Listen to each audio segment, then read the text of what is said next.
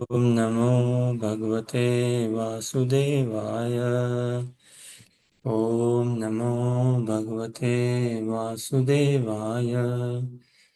ओम नमो भगवते वासुदेवाय। नारायणं नमस्कृत्य नरं चैव नरोत्तमं देवीं सरस्वतीं व्यासं ततो जयमुदीरयेत्। नष्टप्रायेषु भद्रेषु नित्यं भागवत सेवया भगवती उत्तमश्लोके भक्तिर्भवती नैष्टिकी। बहुत बहुत स्वागत आप सभी का श्रीमद् भागवतम अध्ययन सत्र में। मूल रूप से कृष्ण भावनामृत अध्ययन सत्र में और श्रीमद् भागवतम क्या है? प्रेम भक्ति प्रसूत, प्रेम भक्ति उद्गार और उपदेश, है ना। प्रेम भक्ति से कहने का आशा कृष्ण भक्ति, कृष्ण भक्ति से कहने का आशा ब्रज भक्ति, ब्रज भाव।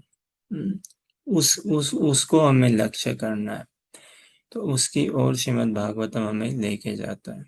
ब्रज प्रीति और ब्रज की जो सेवा की परिपाटी है वो कैसे? अनुगत्य भाव में ना। महाप्रभु की शिक्षाओं के अंदर, श्री चैतन्य महाप्रभु की शिक्षाओं के अंदर, श्री षड गोस्वामी उनकी शिक्षाओं के अंदर हम देखें तो ब्रज की जो सेवा भाव है उसकी परिपाटी है। विशेष करके जो हम साधकों के लिए हम लक्ष्य कर सकते हैं, हम अपने आप को ढाल सकते हैं इस अनुगत्य भाव में। तुलसी महारानी की आरती हम गाते हैं ना मंदिर में, सुबह शाम को भी होती है ना। तो उसमें यही सेवा अधिकार दिए कौरो निज दासी, है ना। यही निवेदन धरो सखीर अनुगत करो। तो अनुगत्य भाव की सेवा है ना।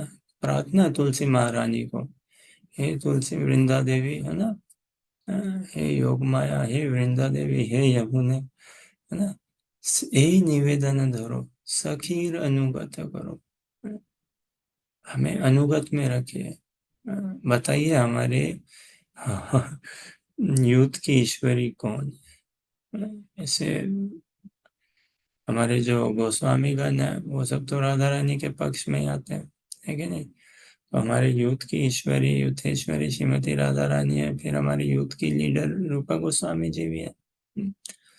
तो हम तो उनकी यूथ में प्रवेश पाना चाहते हैं, उनके संग में, उस ग्रुप में। तो प्रवेश तो देखिए भाव से ही है। इसीलिए क्या सुंदर नाम दिया ना श्रील प्रभुपाद ने, क्या? अंतरराष्ट्रीय संघ कृष्ण भावनामृत भाव। और भगवान भी भावग्राही जनार्दन है, बिना भाव के वो कुछ ग्राह्य ही नहीं करते, है कि नहीं। तो इस भक्ति में भाव ही लेके आना है। और भाव के भूखे, और जिस दिन हमारा भाव बन गया, जिस दिन हम भाव में आ गए, भाव ले आएंगे, उस भाव में रहेंगे, तो फिर भगवान दूर नहीं है, एकदम भी दूर नहीं है। तो इसी आशा अभिलाषा के साथ कि हम सतत एक शिष्य बने रहे श्रीमद् भागवतम के इस संदेश के, भागवत परिपाटी के हम शिष्य बने रहे। और प्रचार वास्तव में प्रचार स्वयं के लिए है, ये और किन्हीं को शिक्षा देने के लिए नहीं है, किन्हीं और को समझाने या शिक्षा देने के लिए नहीं, ये स्वयं के लिए प्रचार है। किसी न किसी दिन अनुगत्य भाव में रहेंगे, वरिष्ठ वैष्णवों के संग में रहेंगे, और भागवतम से क्या है? ये शिक्षाएं लेते रहेंगे ना, अपने आप को ढालेंगे।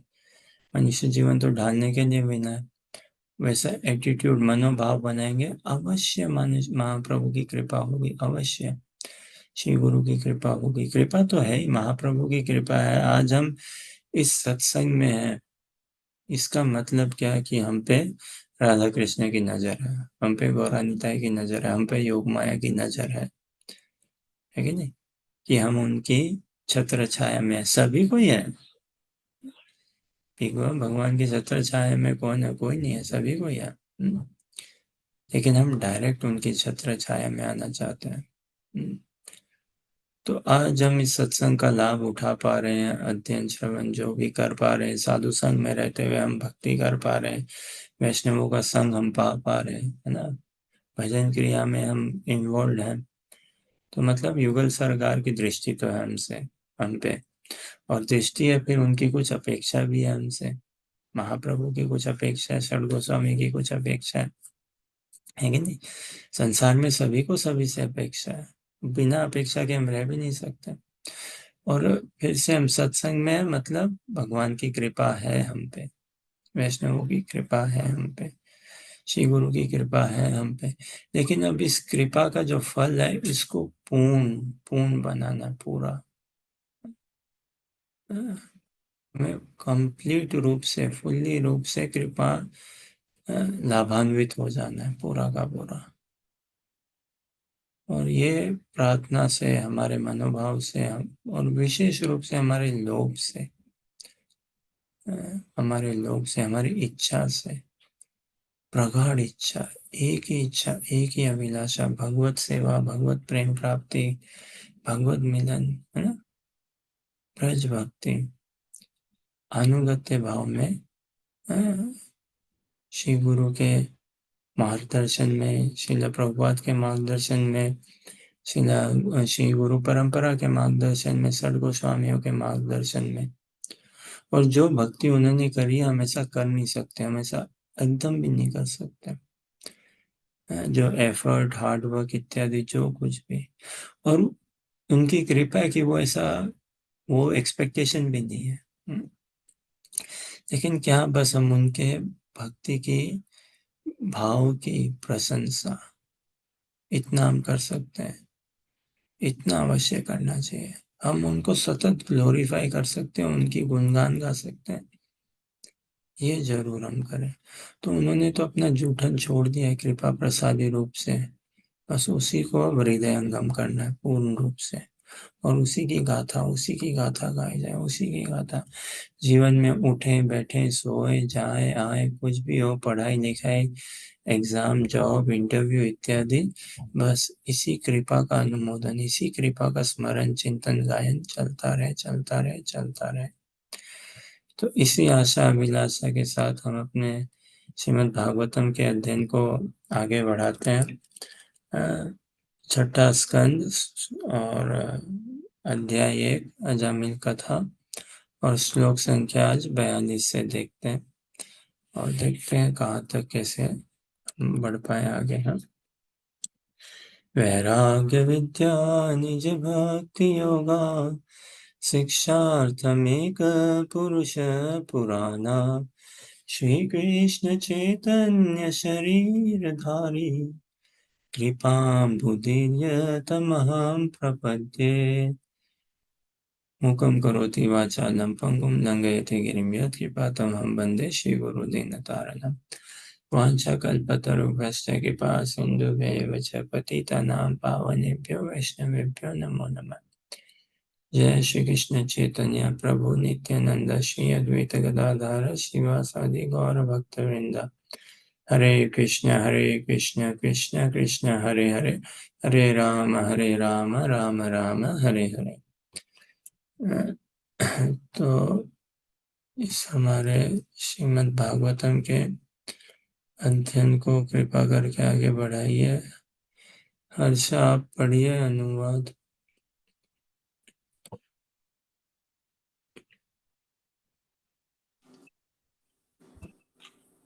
The sun, fire, sky, air, demigods, moon, evening, day, night, directions, water, land, and Super Soul himself all witness the activities of the living entity.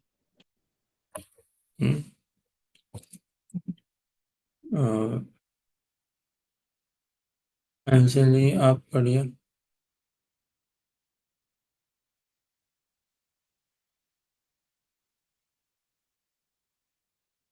पढ़ पाओगे क्या अंजलि? ठीक है, मानसी आप पढ़िए। The candidates for punishment are those who are confirmed by these many witnesses to have deviated from their prescribed regulative duties. Everyone engaged in fruitive activities is suitable to be subjected to punishment according to his sinful acts. Mansi पढ़िए। O inhabitants of Vaikuntha, you are sinless, but those within this material world are all karmis, whether acting piously or impiously. Both kind of action are possible for them because they are contaminated by the three modes of nature and must act accordingly. One who has accepted a material body cannot be inactive, and sinful action is inevitable for one acting under the modes of material nature. Therefore, all the living entities within the material world are punishable. Sunny पढ़िए। In proportion to the extent of one's religious or irreligious action in this life, one must enjoy or suffer the corresponding reactions of his karma in the next. Harsha पढ़िए। O best of the demigods, we can see three different varieties of life, which are due to the contamination of the three modes of nature. The living entities are thus known as peaceful, restless, and foolish, as happy, unhappy, or in between, or as religious, irreligious, and semi religious. We can deduce this in the next life. These three kinds of material nature will similarly act. Anjali पढ़िए।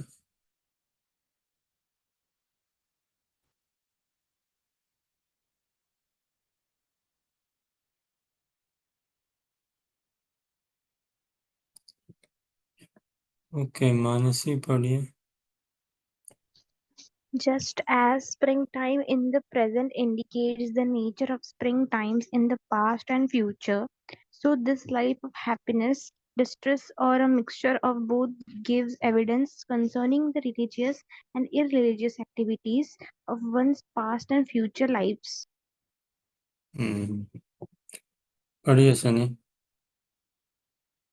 The omnipotent Yamraja is as good as Lord Brahma, for while situated in his own abode or in everyone's heart like the Paramatma, he mentally observes the past activities of a living entity and thus understands how the living entity will act in future lives. Anjali देखिए पढ़िए। As a sleeping person acts according to the body manifested in his dreams and accepts it to be himself, so one identifies with his present body, which he acquired because of his past religious or irreligious actions, and is unable to know his past or future lives. ठीक है, यहाँ तक थोड़ा प्रयास करें क्या समझने का। वैसे कोई प्रश्न, जिज्ञासा या कुछ कहना चाहें आप लोग?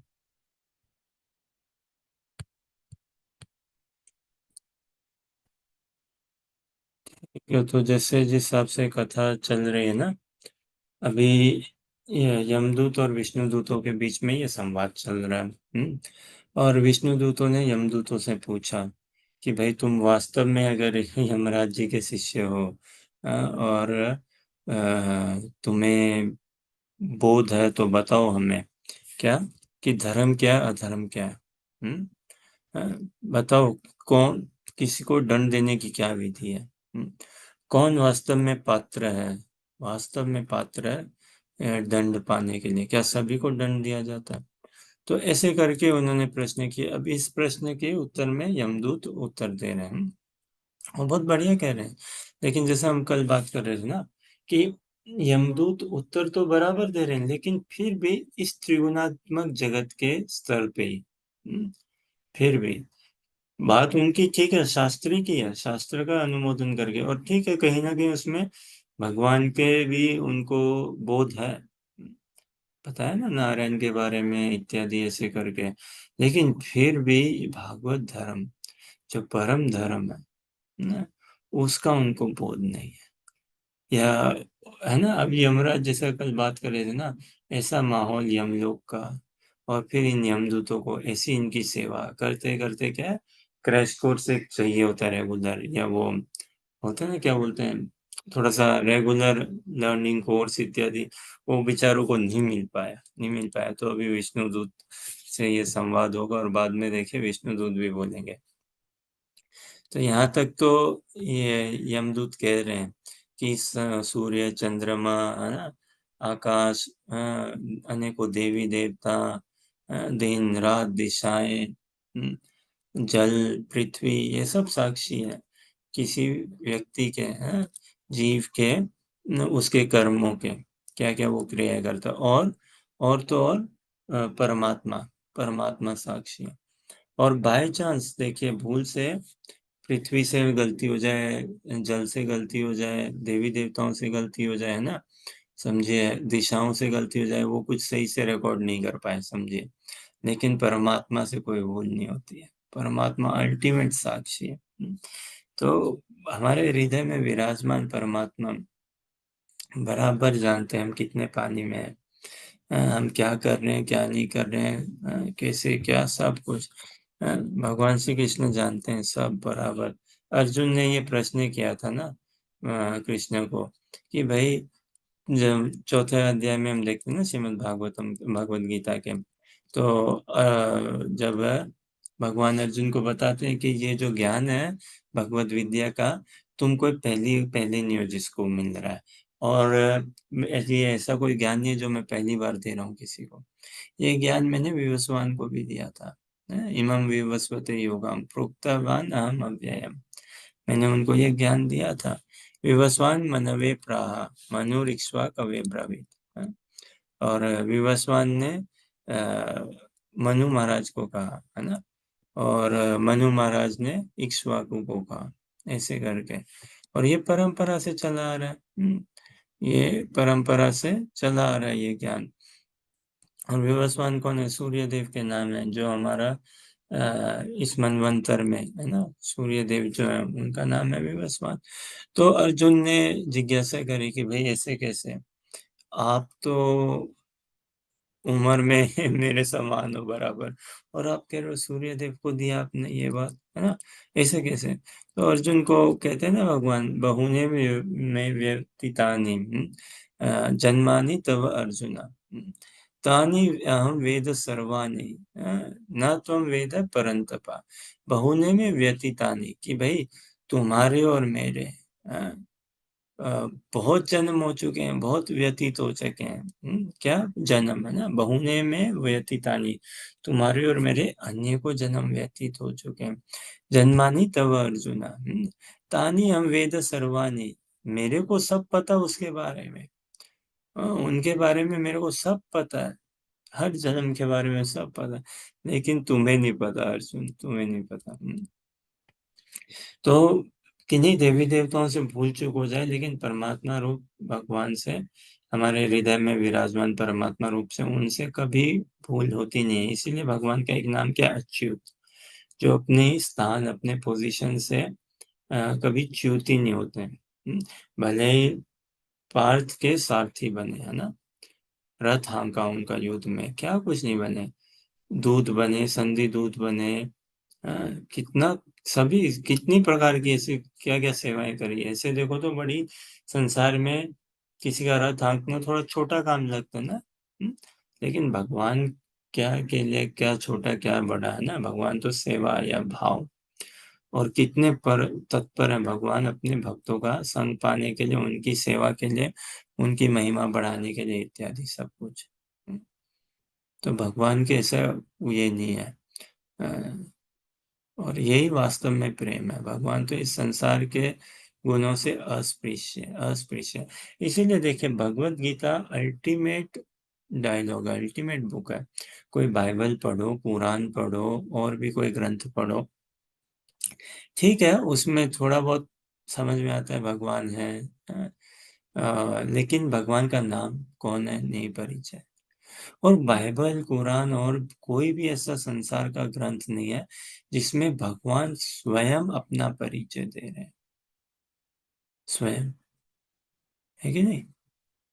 उनमें तो, बाकियों में तो भगवान के मसाया या कोई ऐसे हैं, वो कह रहे हैं शिष्य, और अलग अलग बुक कंपाइल करके फिर बनी है ना बाइबल, तो जॉन, मैथ्यू, अलग अलग ऐसे करके, और भी अनेकों, पॉल, इन सब के, कुरान भी हिसाब से बनी है अलग अलग इत्यादि। और लेकिन भगवत गीता अद्वितीय है भाई, साक्षात स्वयं भगवान आके अपना परिचय दे रहे हैं, अपना संदेश दे रहे हैं, हाँ?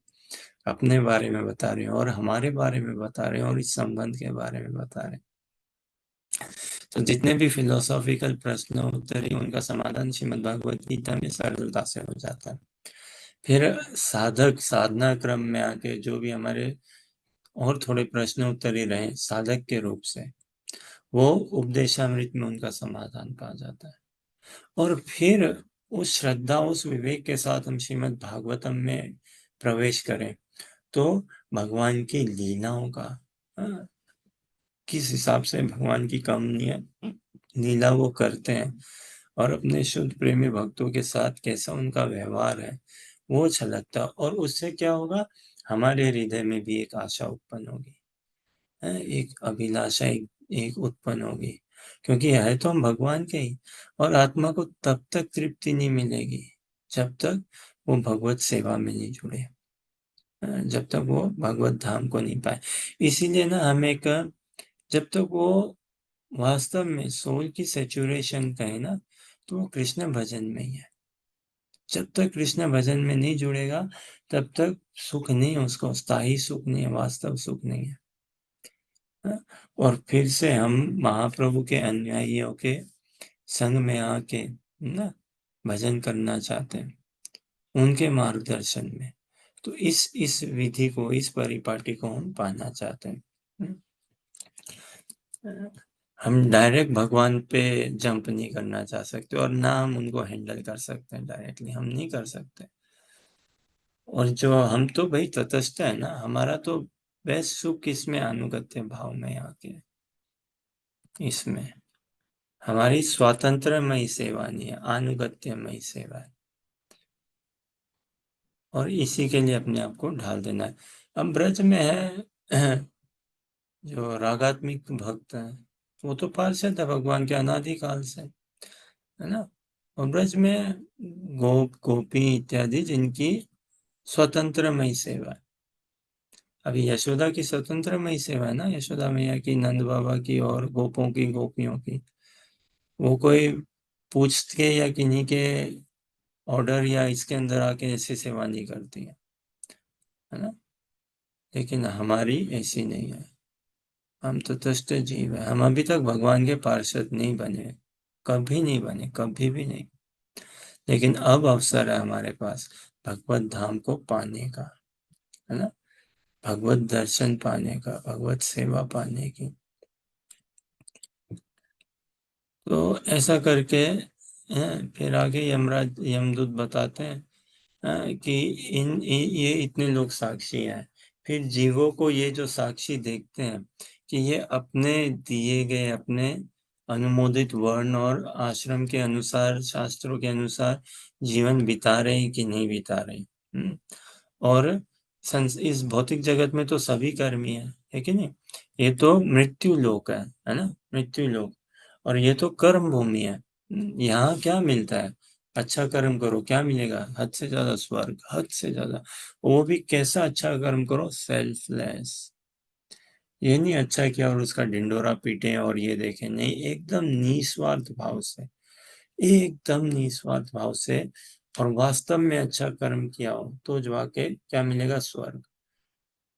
वो भी कितनी देर के लिए, कितना सुख और कितनी देर का सुख। शिन्य पुण्य मृत्यु लोकम विसंति, श्रीमद् भागवतम, भगवत गीता में भगवान श्री कृष्ण के वचन है कि एक बार स्वर्ग के हमारा अवधि खत्म हुई तो वापस आओ मृत्यु लोक में, है ना। तो यह यमदूत कह रहे हैं कि इस संसार में वास्तव में कोई अच्छा कर्म करे तो वो भी दंडनीय ही है। उसके भी दोस्त तो है ही ना भाई, बंधा हुआ है ना, बंधन ही है। भले ही रजोगुण से बंधो, तमोगुण से बंधो या सतोगुण से बंधो, बंधन तो बंधन ही है। जैसे प्रभुपाद जी अपने शिक्षाओं में कहते हैं ना, अपने वाणी में हम श्रवण करते हैं क्या, कि कोई जंजीर से बंधा हुआ है ना, कोई तांबे से बंधा हुआ है, कोई पीतल से बंधा हुआ है, कोई लोहे से बंधा हुआ है, और कोई चांद की जग इससे सांकल से बंधा हुआ, और कोई सोने की चेन से बंधा हुआ, लेकिन बंधन तो बंधन ही है किसी भी तरह से। तो उसी प्रकार से कोई अगर सतोगुण में भी बंधा हुआ है, लेकिन है तो बंधन ही ना, गुणातीत तो है नहीं, है तो फिर भी इसी संसार के अंदर ही है, और इसी संसार के प्रपंच के अंदर ही है। और कोई गारंटी है क्या आज सतोगुण से बंधा है, कल रजोगुण तमोगुण से नहीं बंधेंगे? कोई गारंटी नहीं है। तो ये ऐसा ही है, यमदूत कह रहे हो, बहुत सुंदर कह रहे हैं। फिर वो बताते हैं कि भाई जिस मात्रा में धर्म किया या अधर्म किया, उतनी मात्रा में उसके लिए सुख या दुख है। दुख तो दुख है ही, सुख भी कोई दुख के बराबर नहीं है, सुख भी दुख ही है, क्या ऐसा सुख है? शाश्वत नहीं है ना, हमें शाश्वतता को लक्ष्य करना है। अगर कोई चीज शाश्वत है तो ही वो दिव्य है, अन्यथा नहीं, है ना। तो इस संसार का सुख तो आगंतुक है, आते जाने वाला, उसमें क्या है, फिर दुखी है वो, सुख रूपी दुखी है वो। तो ऐसा करके यमदूत बता रहे हैं कि संसार में 3 प्रकार के रजोगुण तमोगुण सतोगुण, इनके मिश्रण से है सब कुछ। और फिर क्या, इनके मिश्रण से जैसे होता है ना, स्कूल कॉलेज में हम पढ़ते हैं ना, मैथ्स में और इसमें क्या, परमुटेशन कॉम्बिनेशन, क्या बोलते हैं ना, 3 रंग, प्राइमरी या ओरिजिनली ऐसा 3 रंग ही बताते हैं ना, रेड ब्लू येलो है क्या, या कोई 3 रंग ऐसे है ना, जिन्हीं के मिश्रण से फिर और बनते हैं कितने, 9 रंग। उसके मिश्रण से कितना, 27, उसके मिश्रण से 81, ऐसे 243, 243, ऐसे ऐसे करके 729, इस हिसाब से। तो ऐसे ही ये संसार में 3 गुण है, रजोगुण तमोगुण सतोगुण, है ना। और इन गुणों से फिर और मिक्स्ड मोड मिक्सचर मिक्सचर बना आता है। कोई बिल नहीं होंगे इस संसार में जो पूरे रजोगुण में, जो पूरे तमोगुण में, जो पूरे सतोगुण में, ना ना ना, सभी मिक्स्ड मोड्स मिश्रण में जी रहे हैं। कभी थोड़ा रजोगुण, कभी सतोगुण के प्रभाव में, कभी तमोगुण के प्रभाव में। लेकिन हम कितने फ्री हैं, अरे हम तो गुणों से प्रभावित है ना, भले ही सतोगुण से ही हो, है ना। तो हम एकदम भी फ्री नहीं है। अ, तो क्या बोलते हैं, अब देखिए ये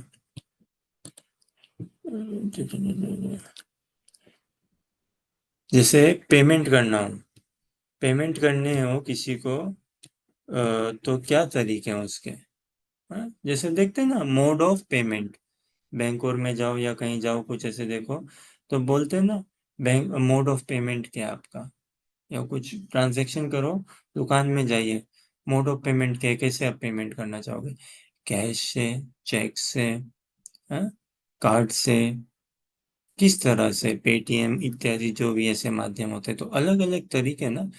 तो उसी प्रकार से कुछ समथिंग ऑन दोज लाइंस, हम भी इस संसार में भ्रमण भ्रमण कर रहे हैं, हम सब भ्रमण कर रहे हैं, ट्रेवल कर रहे हैं, लेकिन किस तरीके से हम ट्रेवल कर रहे हैं। जैसे कोई पूछे कि भाई आपका मोड ऑफ ट्रेवलिंग क्या है, आप यहाँ पधारे हो, किस मोड से पधारे हो, पैदल चल के आए हो, गाड़ी में चल के आए हो, एसी गाड़ी में चल के आए हो, बस में चल के आए हो, ट्रेन प्लेन कैसे आए हो, उड़ के आए हो, बोट से आए हो, है ना। तो उसी तरह से भाई हम भी किस मोड में ट्रेवल कर रहे हैं, रजोगुण तमोगुण सतोगुण, या एक और मोड है, हाँ? एक और गुण है, कौन सा, प्रेम में गुण, दिव्य गुण, जिसमें कोई कर्म का दोष नहीं है। और इस बात का बोध इन यमदूतों को नहीं है, बराबर उनको नहीं पता ये। तभी देखे वो कह रहे हैं ना कि संसार में तो देखे ऐसे ही 3 प्रकार के प्राणी है, या तो कोई शांत है, या कोई बहुत ज्यादा ही पैशनेट एक्टिव है, या कोई एकदम लेजी है। ऐसे ही है। हाँ, लेकिन हमें इन सब से पार पाना है, ये लक्ष्य तो हमारा होना ही पड़ेगा ना। तो उदाहरण के रूप से समझाते हैं कि देखिए जैसे ऋतुएं आते हैं, है ना, सर्दी, गर्मी, हाँ, इत्यादि ऐसे ऋतुएं आती हैं। तो जैसा गर्मी का मौसम है, समझिए पिछले साल, उससे पिछले साल, उससे पिछले साल, तो हम देख सकते, समझ सकते हैं, हाँ गर्मियों के मौसम में ऐसा ही होता है। और फिर अगले साल भी गर्मी का मौसम आएगा तो हम समझ सकते हैं हाँ भाई ऐसा ही होगा, थोड़ा कम थोड़ा ज्यादा, लेकिन ऐसा ही होगा, धूप होगा, ताप होगा, पसीने छूटेंगे इत्यादि, बहुत गर्मी लगेगी, है ना। तो उसी हिसाब से जो रजोगुण, तमोगुण, सतोगुण में हम हैं और जो हम भोग रहे हैं, तो हम देख सकते हैं भाई पिछले जन्मों में भी हम ऐसे ही भोगे, ऐसे ही जिए, अभी भी यही चल रहा है, और इस हिसाब किताब से रहा तो आगे भी यही चलेगा, कोई परिवर्तन नहीं है ना। हमें कौन सताता है? हमारी इच्छाएं, और कोई नहीं सताता हमें। हम किससे बंधे हुए हैं? स्वयं से ही बंधे हुए हैं, स्वयं से ही, अपनी इच्छाओं से ही बंधे हुए हैं। अभी ये वही इच्छा विस्तार रूप लेती है रजोगुण, तमोगुण, सतोगुण के अनुसार। हमारे कर्म और इच्छाओं के अनुसार ही हम बंधे हुए हैं, और कुछ नहीं है। और इसी इच्छा को भगवत इच्छा बनाना, अनेकों अनेकों अलग अलग इच्छा नहीं, केवल भगवत इच्छा बनानी है। ये हाँ। तो कहते हैं ये यमदूत के, भाई यमराज जी को आप कम मत समझो, ब्रह्मा जी जैसे है ना, ब्रह्मा जी को भी ना ये आख्या मिली है कि वो सब कुछ जानते हैं, रचेता है। सहज बात है ना, जिसने ये ब्रह्मांड बनाया वो जानता है भाई ब्रह्मांड के बारे में, है ना, उसकी वर्किंग्स के बारे में, कैसा चलता है मैटर के बारे में, और फिर जीवों के बारे में, उनकी साइकोलॉजी के बारे में। तो ऐसे ही यमदूत कहते हैं कि हमारे जो नाथ है, हमारे जो स्वामी है ना, हमारे जो मालिक है यमराज जी, वो सब जानते हैं बाबा। उनको पता है कौन पापी है, कौन क्या है, किसको क्या दंड देना है, किसको नहीं देना है, क्या उचित है, क्या अनुचित है। हम्म। तो फिर उनको पता है, उन्होंने हमको भेजा है इसी काम के लिए, तो आप दखल ना दें। इस हिसाब से वो कह रहे हैं। तो जैसे फिर ये कहते हैं ना कि कोई व्यक्ति सो रहा है, तो सोते सोते उसको सपने आते हैं। अब सपने में क्या है, या तो उसके पीछे शेर पड़ा हुआ है, या उसको कोई 10 लाख का इनाम मिल रहा है। अब शेर पड़ा हुआ अगर सपने में ऐसा देखता है तो क्या लगता है, अरे बाप रे, पसीने छूट जाते हैं, भागो भागो भागो, बचो कैसे तैसे, है ना। और 10 लाख का इनाम अगर मिल रहा हो सपनों में, तो कितना सुख पाता है, अरे वाह, मजे आ रहे, मजे आ रहे, है ना। तो वो सपने में उसके हाव भाव वैसा वैसा उसका मनोस्थिति, उसकी शरीर इत्यादि बनते रहता है, बनते रहता है। और ये कैसे, हमारा तो पूरा साइकिल है ना, पूरा साइकिल है।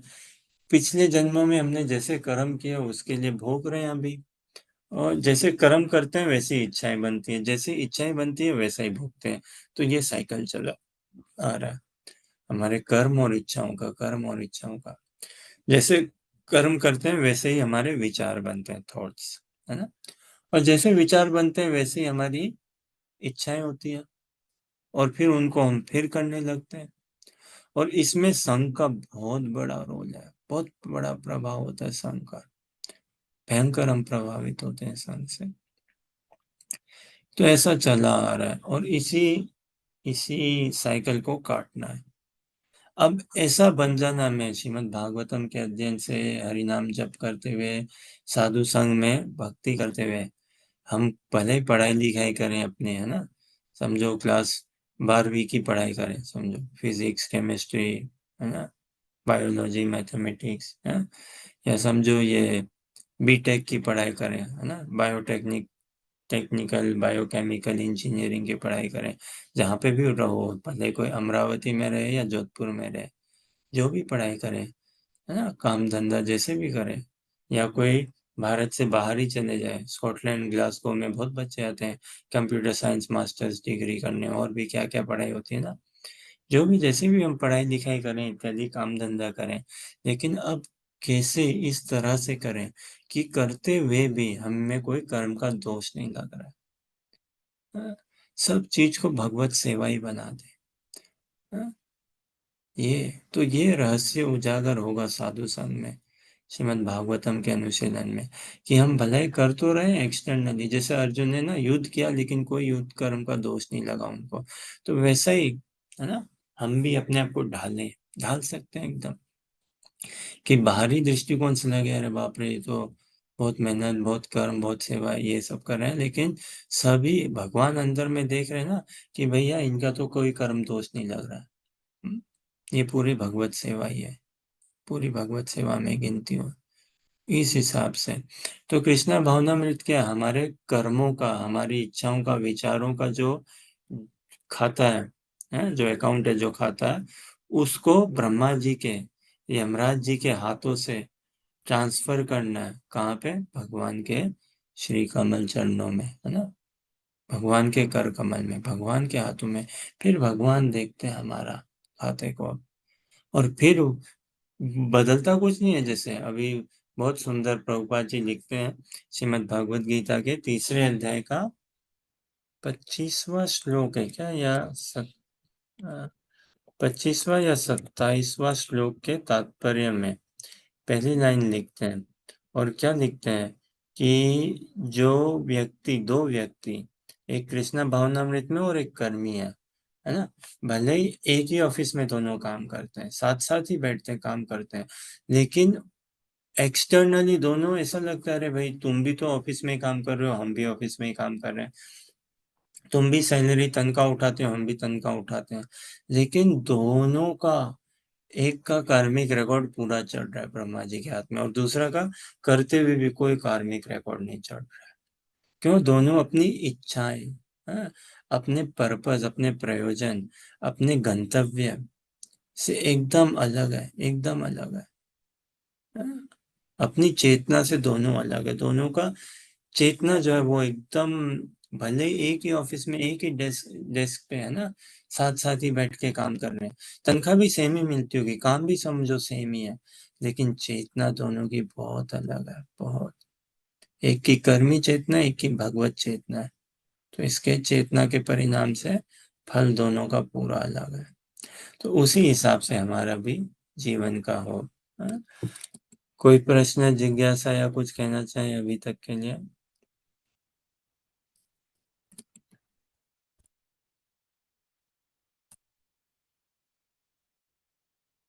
ठीक है, तो क्या बोलते हैं, आगे बढ़ाते हैं हमारे अध्ययन को। श्लोक संख्या 50 से, है ना, तो अभी स्क्रीन में आएगा, और वी कैन रिक्वेस्ट अनुजा श्लोक संख्या अगर आप 50 पढ़ सको।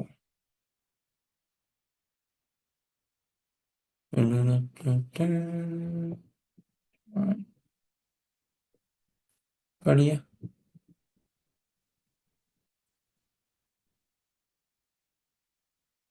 Above the अगर five पढ़ सकते। Above the five senses of perception, the five working senses, and the five objects of the senses is the mind, which is the 16th element. Above the mind is the 17th element, the soul, the living being himself, who, in cooperation with other 16, enjoys the material world alone. The living being enjoys 3 kinds of situations, namely happy, distressful, and mixed.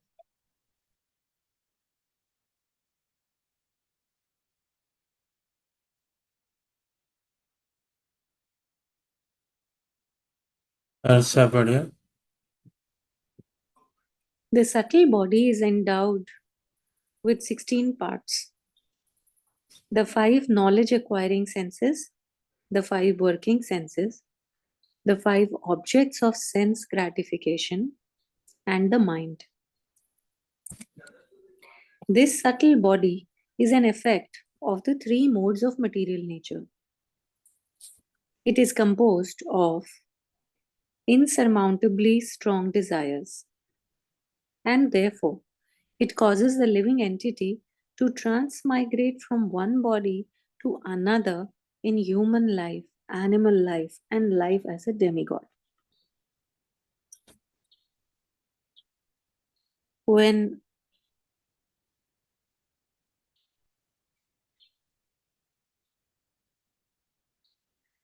the living entity gets the body of a demigod, he is certainly very jubilant. When he gets a human body, he is always in lamentation.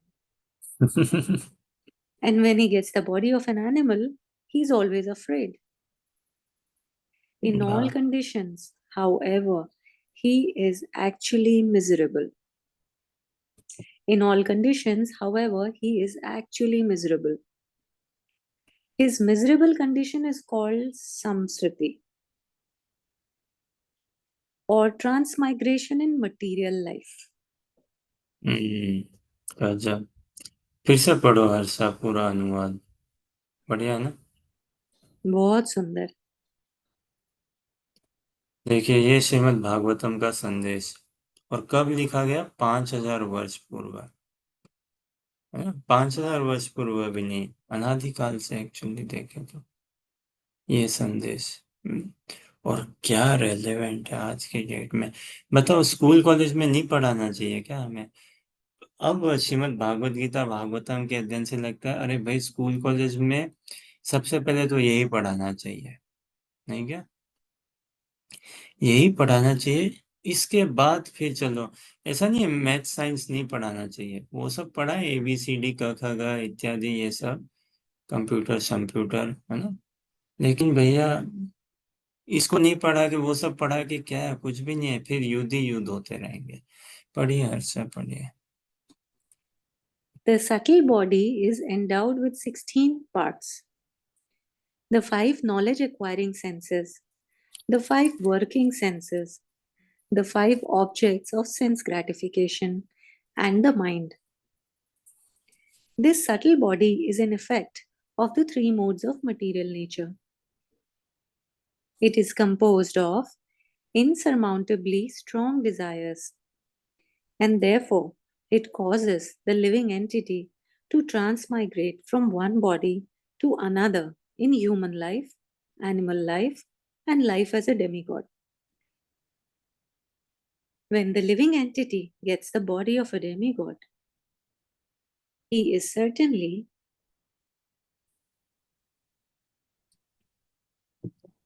very jubilant. When he gets a human body, he is always in lamentation.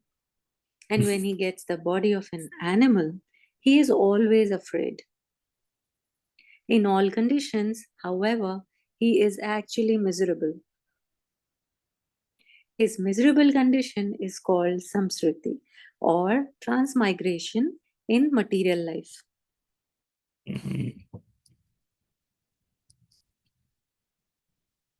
Any thoughts? कोई कुछ विचार हो या कुछ share या कहना चाहें?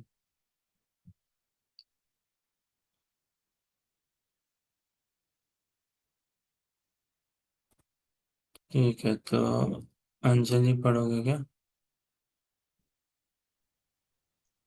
The foolish embodied living entity, inept at controlling his senses and mind, is forced to act according to the influence of the modes of material nature against his desires.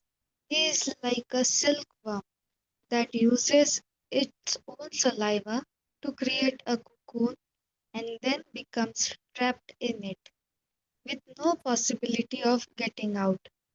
The living entity traps himself in a network of his own productive activities and then can find no way to release himself. Thus, he is always bewildered and repeatedly he dies. क्या सुंदर लिखे ना।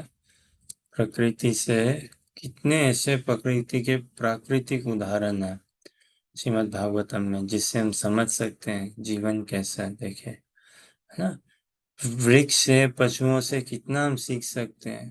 भगवान बोल रहे हैं, अरे सीख ले नन्नू। पढ़िए Sunny. Not a single living entity can remain unengaged even for a moment. one must act by his natural tendency according to the three modes of material nature, because this natural tendency forcibly makes him work in a particular way. देखिए, कोई बैठा रह सकता है क्या खाली? सोचेगा कुछ ना कुछ, सोचते रहेगा कुछ ना कुछ, भैया कोई ऐसा नहीं है।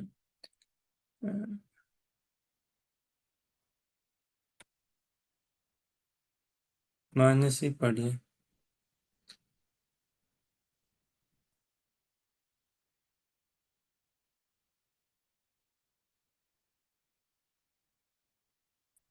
पढ़ पाओगे क्या Mansi? The fruitive activities of a living being performs, whether pious or impious, are the unseen cause for the fulfillment of his desires. This unseen cause is the root for the living entity's different bodies. Because of हाँ, his intense desire, the living entity takes birth in a particular family and receives a body which is either like that of his mother, or like that of his father. The gross and subtle bodies are created according to his desire. देखिए कितना सुंदर।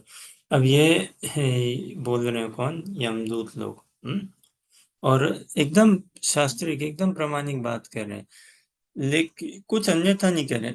लेकिन, और ये बहुत बड़ा लेकिन है, उनको भगवत विद्या, भगवत बुद्धि, भगवत सेवा, उसका विवेक नहीं है। तो इसीलिए इतना कुछ बोल के भी फिर भी देखिए ना, शुरू से लेके अभी तक बोला, एक जगह नारायण का उन्होंने अनुमोदन किया, बताया हाँ भगवान है, हमने सुना है, लेकिन बस उतना ही। कौन है, क्या करते हैं, क्या उनकी स्टाइल है, वर्किंग इत्यादि, नहीं। बढ़िया अनुजा।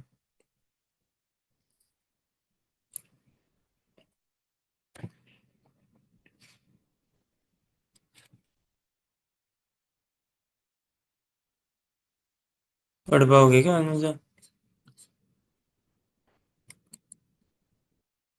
ठीक है, हर्षा पढ़िए। Since the living entity is associated with material nature, he is in an awkward position. But if in the human form of life, he is taught how to associate with the Supreme Personality of Godhead or his devotee, this position can be overcome.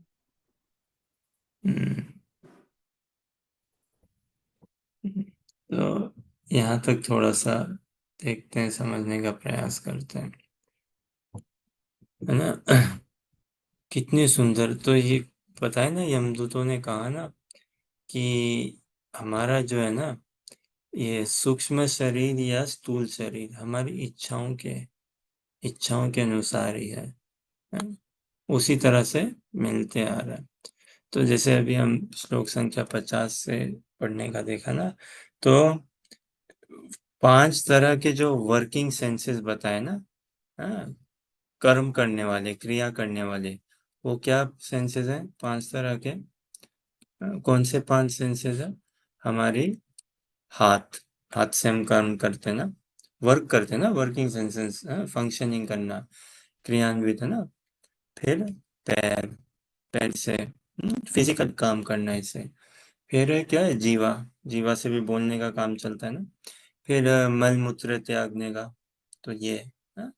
तो ऐसा ये। और फिर क्या, जो इंद्रियों के 5 इंद्रियां क्या हुई? हाँ? आंख, नाक, कान, जीवा, और त्वचा। और इनके इंद्रियों के विषय क्या हुए? आंखों का विषय क्या है? देखना, है ना, रूप। आंख का कार्य क्या है? देखना। और उसके जो विषय वस्तु क्या है ना? वो है रूप, है क्या नहीं? कान का कार्य क्या है? सुनना। विषय वस्तु क्या हुए? ध्वनि, है ना। फिर नासिका, नासिका का क्या है? सूंघना, है कि नहीं? नासिका। सूंघना, ये फ्रेग्रेंस। फिर जीवा का विषय वस्तु क्या है? ये क्या बोलते हैं उसको, सुगंध लेना, ये चखना, है ना, रसायन, रसना, चखना, ये करके। और फिर त्वचा, स्किन, है ना, त्वचा, उसका विषय वस्तु क्या है, क्या करते हैं उसको, स्पर्श, है ना, स्पर्श करना। तो ये करके, और फिर इनके ऊपर जाके क्या हमारा मन, मन। लेकिन देखिए इसमें एक ही ऐसी इंद्रिय है हमारी, कौन सी, जीवा, जो दो कार्य करती है। आंख तो एक ही कार्य करती है, देखना, कान एक ही कार्य करते हैं, सुनना, नासिका एक ही कार्य करती है, सूंघना, है ना, हाथ पैर वो एक ही कार्य करते हैं, हाँ? मल मूत्र त्यागना इत्यादि वो सब एक ही कार्य करते हैं। जीवा ही एक ऐसी है जो दो कार्य करते हैं। क्या दो कार्य हैं बताइए? जीवा से हम क्या दो कार्य करते हैं?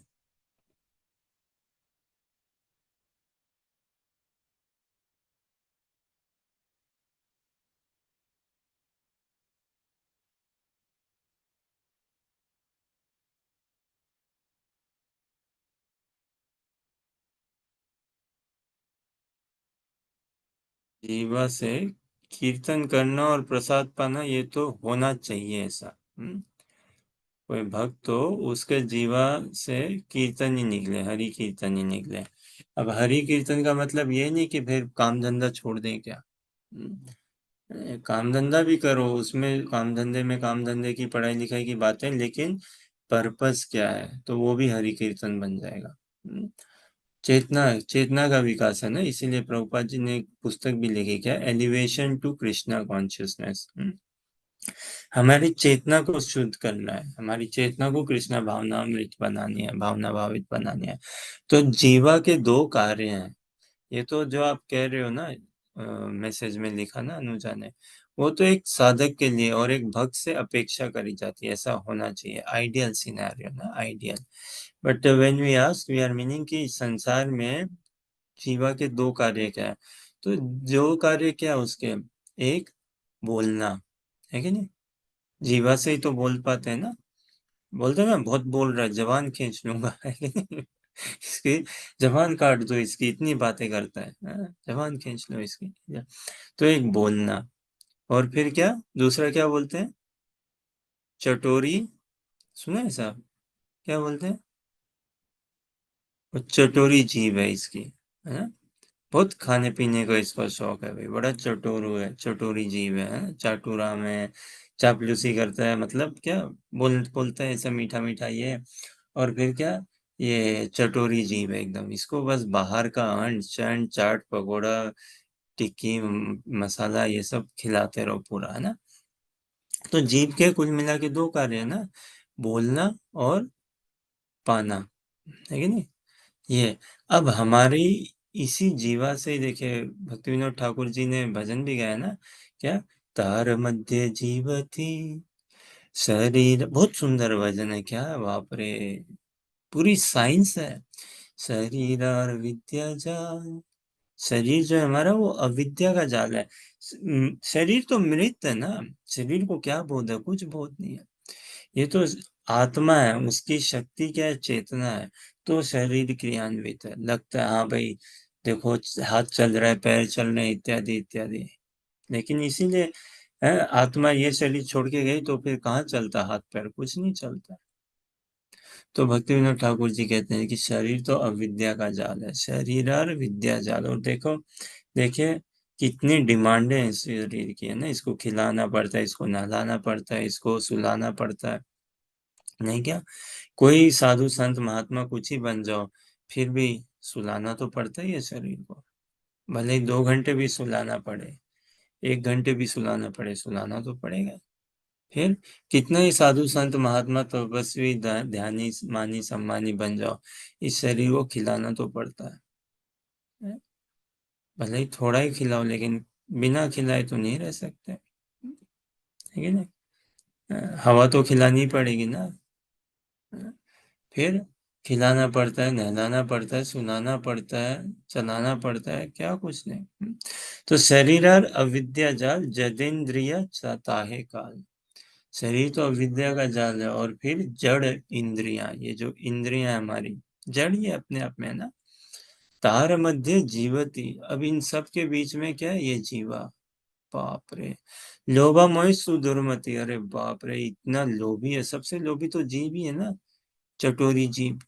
तभी तो देखो ना, जिसने अपने खाने पीने को संभाल लिया ना, वो बहुत संभल जाएगा।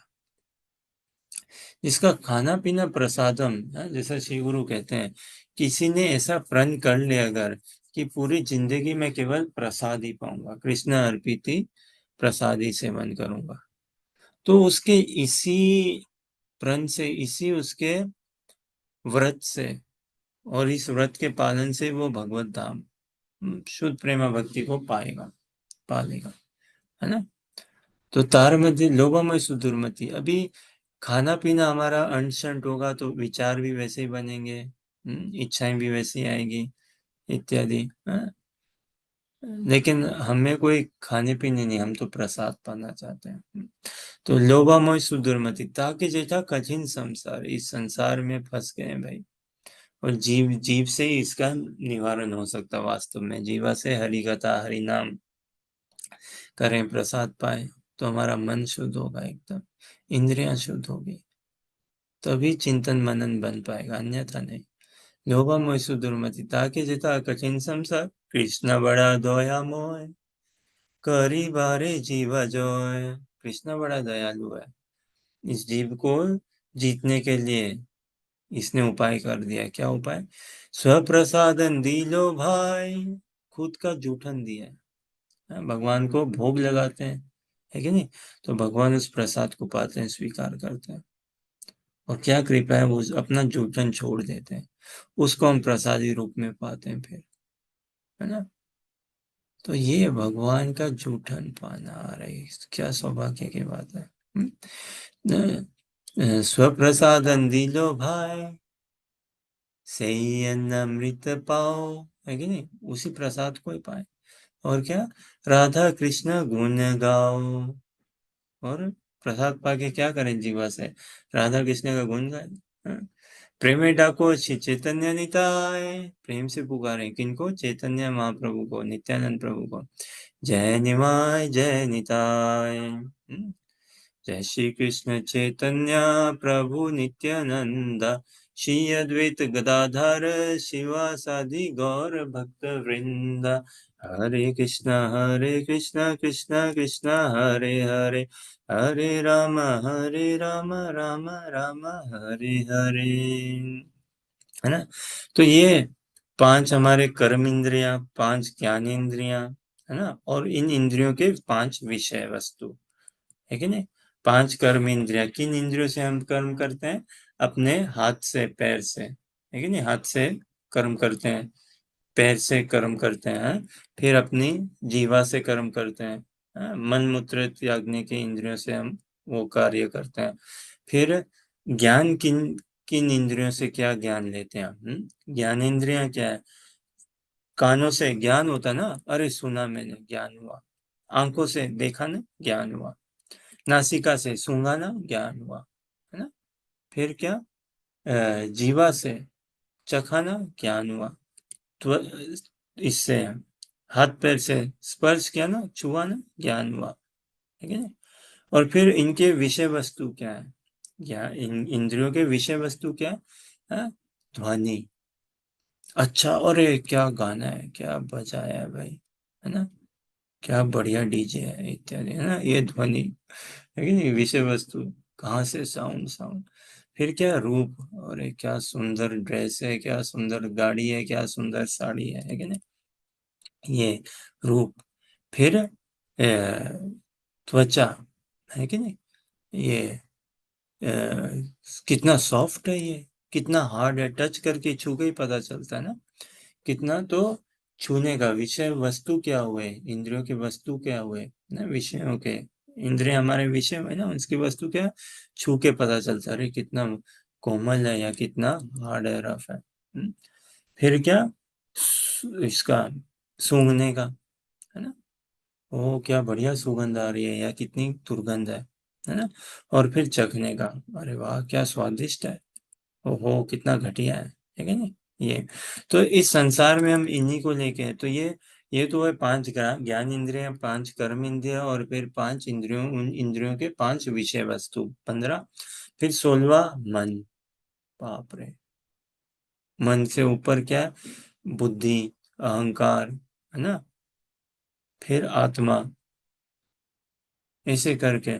तो ये तत्व है इस संसार के, इस संसार के तत्व है। तो हम अकेले, ऐसा कोई नहीं रहता है, कोई नहीं रहता है। तो हम किस हिसाब से इन संसार में व्यवहार करते हैं, अपनी इंद्रियों से, मन से, अपनी क्रियाओं से, वचनों से, विचारों से, इच्छाओं से, फिर गुण, वैसे वैसे गुण हमें मिलते हैं, और वैसे वैसे गुण से हमारा अगला अगला शरीर बनते जाता है। ऐसा चलते आ रहा है, ये यमराज यमदूत कह रहे हैं। फिर उसी अनुसार हमें या तो देवी देवता का शरीर मिलता है, या मनुष्य शरीर मिलता है, या पशु शरीर मिलता है, लेकिन ऐसी वासनाएं बनी रहती है, बनी रहती है कि नहीं, कितना साइंटिफिक है। और ऐसा लगता है कि मैं नियंता हूँ, मैं स्वामी हूँ, मैंने अपने इंद्रियों पे काबू पा रखा है, मेरा मन ऐसा कर रहा है तो मैं कर रहा हूँ, मैं अपने मन की बात सुन रहा हूँ। तो ये सब कुछ नहीं है बाबा, हम सब कठपुतलियां प्रकृति के आगे, सब कठपुतलियां, बस नाचते हैं हम। हाँ, हमें हमें कुछ नहीं है बाबा, हम नाचते हैं। क्रोध आता है, देखो मैं इतना क्रोधी हूँ, अरे बाबा तुम कुछ क्रोधी नहीं हो, तुम, प्रकृति तुमसे गुस्सा करवाती है, प्रकृति तुमको शांत करा देती है। हमसे खेले जा रहे हैं एकदम। फिर कितना सुंदर दिया ना, होते हैं ना ऐसे कीड़े मकोड़े, जाल बिछाते हैं, ऐसा जाल बिछाते हैं, खुद ही उस जाल में फंस के मर जाते हैं। यही हमारी दशा है, एग्जैक्टली। ऐसा जाल बिछाते हैं हम भी, अपने कर्मों से, अपनी इच्छाओं से, अपने वचनों से, अपने विचारों से, और फिर उसी जाल में फंस जाते हैं। फिर वही पुनरपि जननम पुनरपि मरणम, है? फिर से जन्म लेते रहते हैं, कभी लड़का बनते हैं, कभी लड़की बनते हैं, कभी गधा बनते हैं, कभी गधी बनते हैं, चले आ रहे हैं। और फिर अपनी इच्छा वासनाओं को चेज करे जा रहे हैं, भागे जा रहे हैं उनके पीछे। तो ये यमदूत जी कह रहे हैं। और कोई छूटा नहीं है इससे, भले कोई भिखारी बन जाओ, काम धंधा छोड़ दो भाई, कुछ भी बन जाओ, मैं कुछ नहीं करूंगा। हाँ, अरे भाई कैसे नहीं करोगे, मन से सोचोगे, मन से करोगे, हाथ पैर से करोगे, शरीर तो चलाना पड़ेगा ना। कितने बैठे रहोगे क्या 24 घंटे, उठना पड़ेगा, चलना पड़ेगा, मलमूत्र त्यागना पड़ेगा, हवा पानी लेना पड़ेगा इत्यादि। तो और जैसे अर्जुन कह रहे हैं ना, भाई मैं युद्ध नहीं करूंगा, अरे बाबा तुमसे, तुम्हारे जो गुण और कर्म है वो हमारा छोड़ेंगे नहीं पीछा, भले ही साधु बन जाओ है कि नहीं। साधु बन जाओ तो क्या अपने गुरु कर्म छूट जाएंगे क्या, व्यवहार नहीं, वो तो व्यवहार तो रहेगा ना, लेकिन उसको अपने भाव, स्वभाव, व्यवहार को अब कृष्णा भावनामृत बनाना है, ये बात है। जीवा तो है, लेकिन अब इस जीवा से हरि कथाई करनी है, हरि प्रसाद ही पाना है ना। और हरि कथा ही करनी है, इसका मतलब ये नहीं है कि हम ऑफिस में नहीं जाए, काम धंधा नहीं करें, स्कूल कॉलेज में ये सब नहीं करें, क्या करो ना, अर्जुन ने युद्ध किया ना, लेकिन कहने का आशा जो भी बोले, गुरु गौरांग की प्रसन्नता के लिए, उन्हीं का स्मरण चिंतन गायन करते हुए।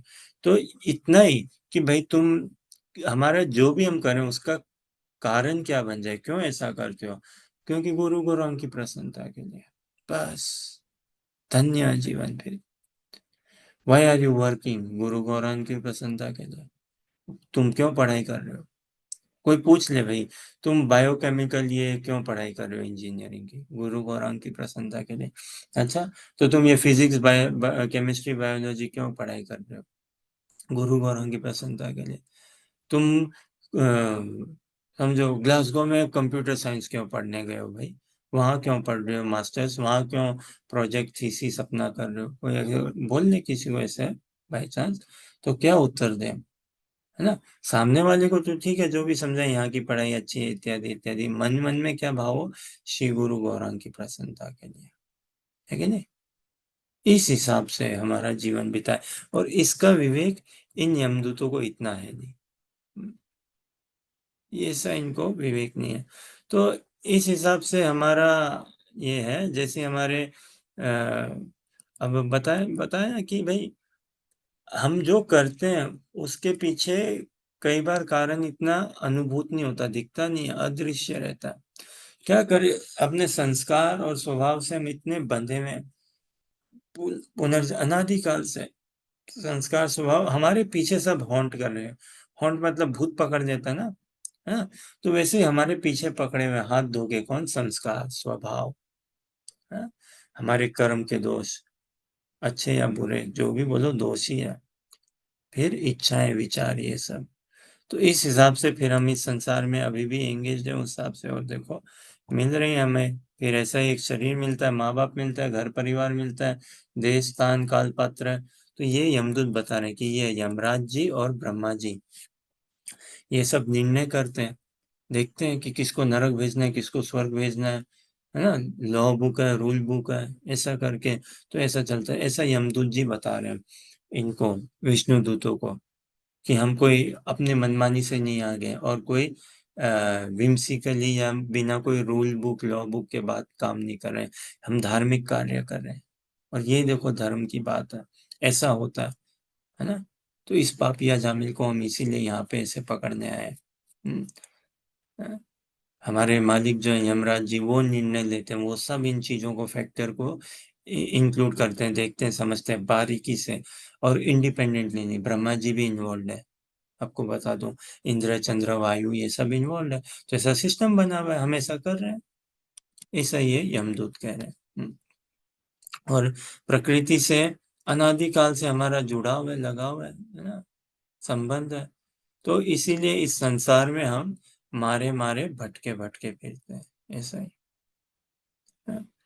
मारे मारे भटके भटके फिरते हैं। अब आप लोग बॉलीवुड देखते नहीं हो ना, वो अलग बात है, लेकिन बहुत कुछ सीखने को देखे, कितना सीखा था ना बॉलीवुड हमें, है? और गानों के रूप से, सिनेमा में डायलॉगों के रूप से कितना कुछ सीखने को मिलता है।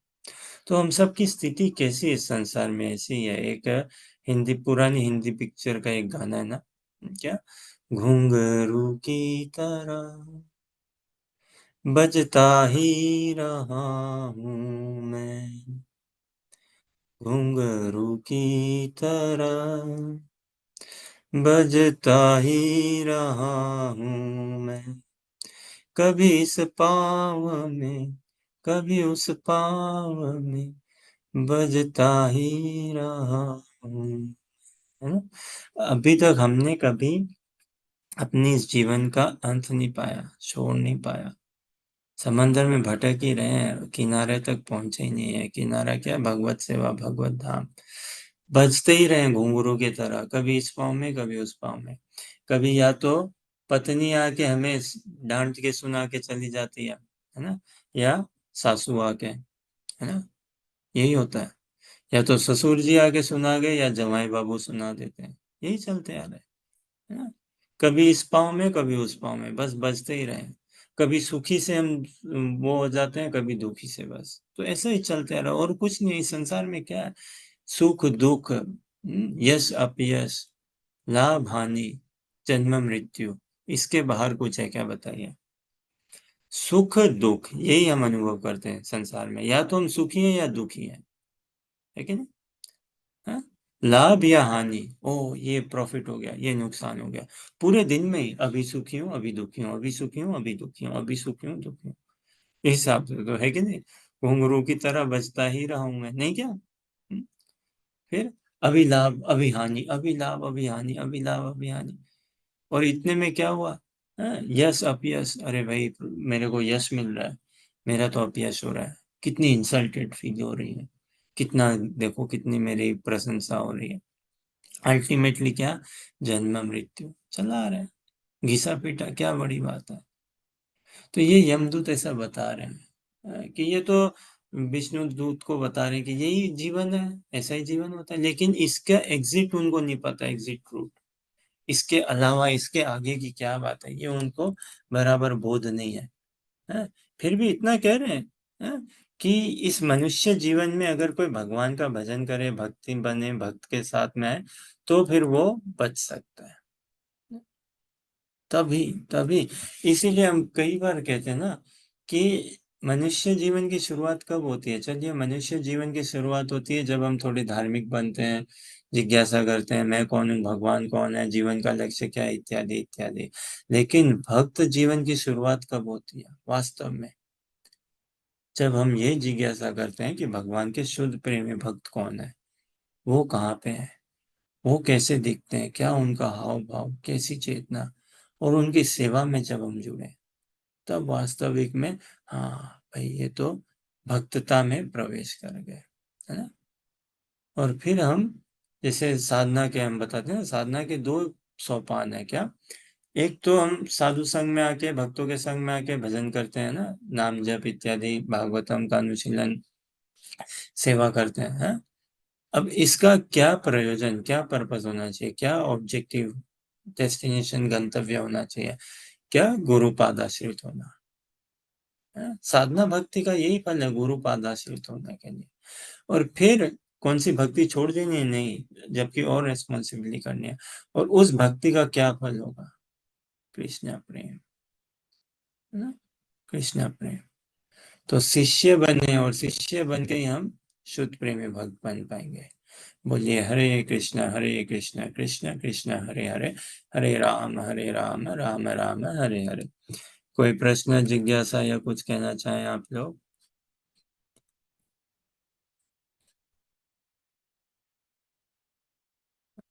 कथा को आज यहीं विराम देते हैं।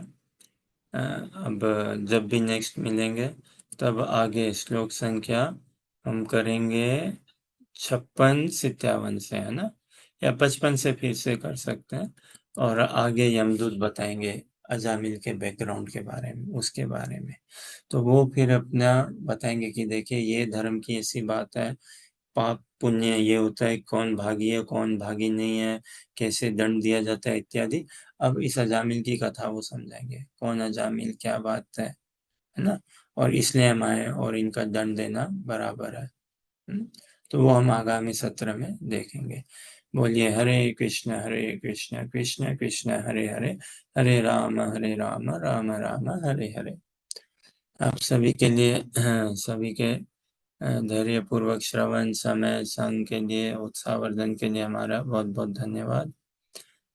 कोई प्रश्न, जिज्ञासा तो अवश्य कहिए, कुछ ऐड करना है तो कहिए। एंड बस आप कृपा बरसाए रखिए, आशीर्वाद देते रहिए। और यही आशा अभिलाषा हो कि हम सतत श्रीमद् भागवतम के इस संदेश के शिष्य बने रहें।